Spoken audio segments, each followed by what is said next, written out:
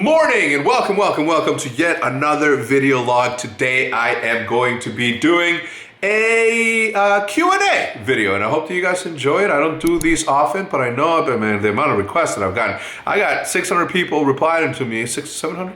I don't know. But a lot of people reply to me with a bunch of questions that I couldn't fit all of them in one video, so maybe I can turn this into like an episodic series where I do the whole mail time thing that Casey and I used to do. Or not, you guys tell me. Anyway, here's the video. Let's begin right now. All right, question number one comes from a good friend of mine, probably one of my closest friends in the world, even though we never talk outside of gaming, and texting is not even a part of our relationship. Or, to be honest, I don't know why I'm friends with this dude, but his name is Hutch, and he asked me, have I ever gone positive in any season of Ultimate of OpTic? First of all, I'm gonna tell you, the answer is no, but I'm gonna tell you why though, okay? I'm not gonna sit there back all the way in the back like you and Pomage, just waiting for a little prey to come by, hiding in a corner like a little spider to be an ambush predator. No, I choose when I run, and I always run towards the action. If there's smoke over there, guess who's going over there? I am, because I love that smoke. You, on the other hand, kind of boring, man, if I'm being honest. So the answer is no. I've never gone positive, but I'm the most exciting player in Umu. So would you rather be the boring player that you are, Hutch, and get a good KD so you can tweet these mean things to me? Or would you rather be an exciting player like I am? I don't know. Jake Lucky asks, in esports that you have interest in entering next? Let me see. What can be the most clickbaity title that I can give my guy so he can have a video and a title to put up? Andy and I have been discussing it, and we're going back into Counter-Strike. We're the saviors of North America or something. Let's go. Sean Rogers asks, what is one area that OpTic would thrive in that you are not following in non-traditional media, esports, and stuff like that? A space in which we would thrive in. I think that traditional sports would be something that we thrive in. As you see, obviously, with what's been happening in the last couple of years, you have traditional sports organizations buying into non-traditional sports organizations like esports organizations, and I figured that if we were to apply everything that we've learned in the last decade into their realm of traditional sports, I think that we'd thrive in that, because we have found a way to create stars out of the people that are there, and by doing so elevating the status of the football team, baseball team, basketball team, etc., etc., etc., etc. Classify asks, out of all the states you've been to, lived at, which is the best state to settle in? I'm living in it right now. I'm 40 years old. I'm a family man. I'm a businessman, and Frisco, Texas is by far the best. I mean, not to mention the highway system that I'm currently on is one of the best that I've ever been to. Not LA, not Chicago, not Indianapolis, not you name it. So that to me is like the best place to settle in. And Texas, but don't tell no one. Keep Texas, you know what I'm saying? Right. Mr. Sean Esbro Cali asks, do you have an alarm set every morning? I do not. Only when I have a meeting super early do I put it on, but rarely does that alarm go off before I get up. So usually, no matter what time I go to bed, my old body will wake me up at close to 6 is like the latest. The earliest is probably like 5 o'clock. There are occasions in which a dog will bark at like 3 a.m. and I'll be up from 3 to 6. Then I'll fall asleep, and then I'll probably wake up at around 9. Either way, like my sleeping schedule, like my poop schedule, is right on point every day, same time. Jackson @_gravity asks, will there ever be a time when fans can visit the HECZ quarters?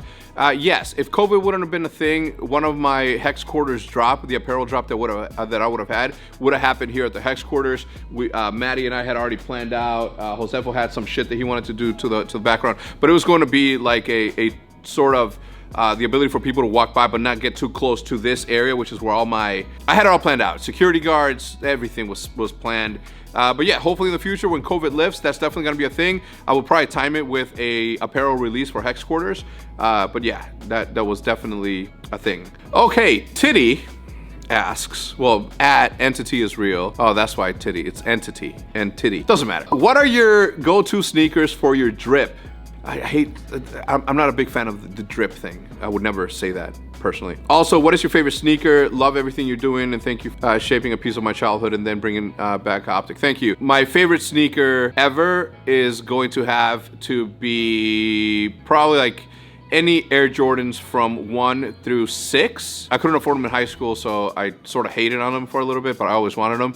Either way, I think the Jordan 1 silhouette will always be my favorite one. But my go-to, the ones that I always go to, the ones that I put on every single day, if I don't care where I'm going, or if I'm not having a video shoot or something like that, I will always wear my Prestos, the off-white Prestos. Not because they're off-white and not because they're Prestos, simply because the way that they built that shoe is super comfortable for my white feet.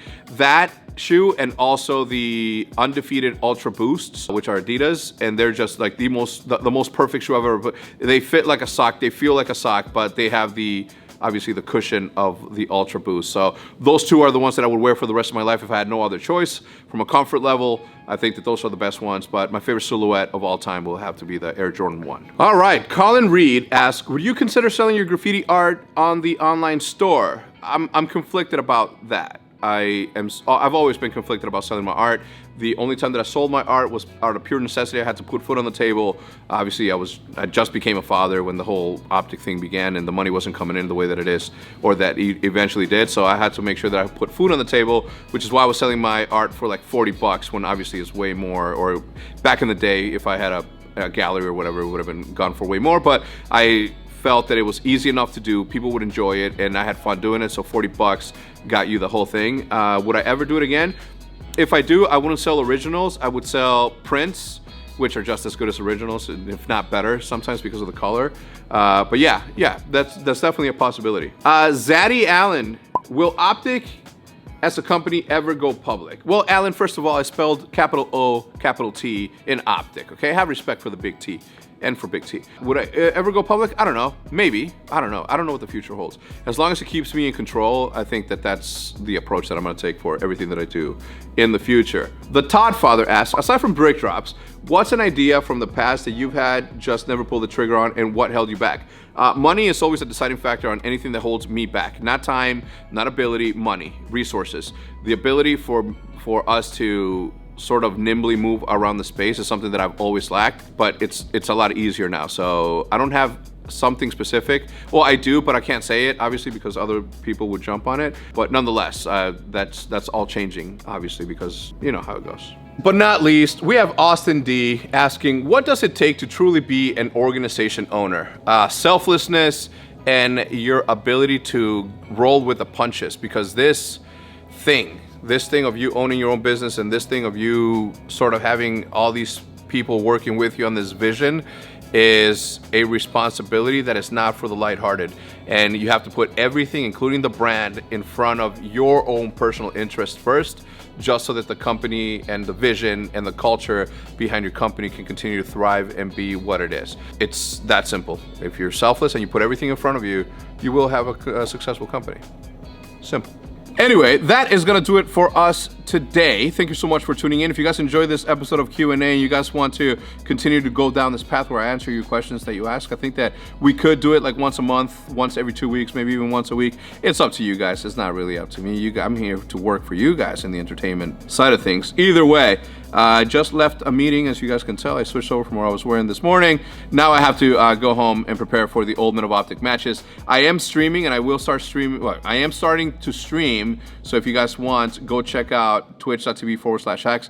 Don't subscribe, because I don't know if I'm staying on Twitch or if I'm going to YouTube. It's still up in the air. We'll decide later. Anyway, now having said that, boys and girls, and with that said, I'm gonna see you guys tomorrow, hopefully as usual, and as per usual, the same damn time.